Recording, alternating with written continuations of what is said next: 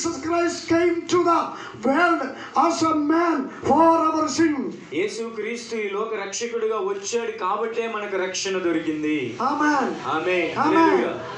Amen. Because of that we are become the children of God. ఆ రీతిగా మనం యేసుక్రీస్తు మన కోసం మరణించి లేచి తిరిగి లేచాడు కాబట్టి ఆ రీతిగా మనం దేవుని యొక్క పిల్లలుగా మార్చబడ్డాము. We are not ordinary people. మనం ఒక సాధారణమైన మనుషులం కాదండి. We are the children of God. మనం దేవుని యొక్క పిల్లలమై ఉన్నాము.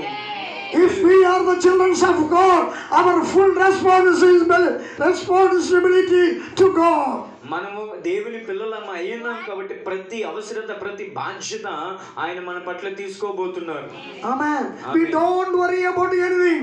మనం దేని గురించి చింతపడొద్దు.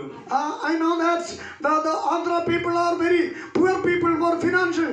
అయితే ఇక్కడున్న ఆంధ్ర యొక్క ప్రజలు ఆర్థికంగా చాలా వెనుకబడిన ప్రజలై ఉన్నారు. You don't worry about the financial problem. మీరు ఆర్థికమైన పరిస్థితుల గురించి మీరు కంగారు పడొద్దు. You don't worry about the lack of food and clothes. అయితే ఆహారం కోసం వస్త్రాల కోసం మీరు బాధపడకండి. You have no good houses.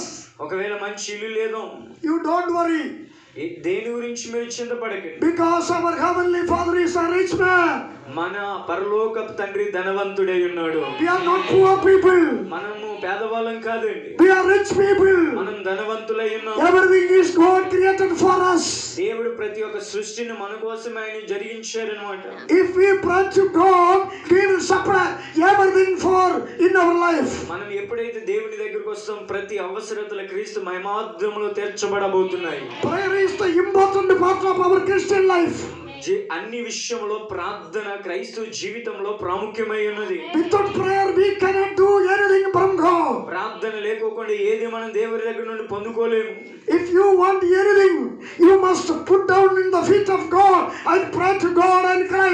God will supply everything in and daily life in your life. మీకు ఏదైనా కావాలంటే మీరు దేవుని పాదాలను పట్టుకొని ప్రార్థన చేయండి.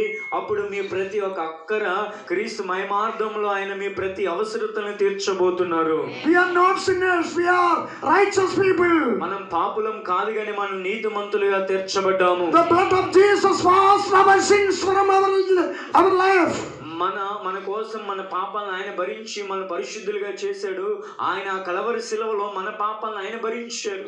We are become the righteous people. ఈ రోజున మనం ఆ భరించడం వలన మనం నీతిమంతులుగా మార్చబడ్డాం. We are become the children of God. దేవుని పిల్లలుగా మార్చబడ్డాం. Amen. Amen. Amen. Amen. In the Bible, Matthew chapter 1 verse 22, we can see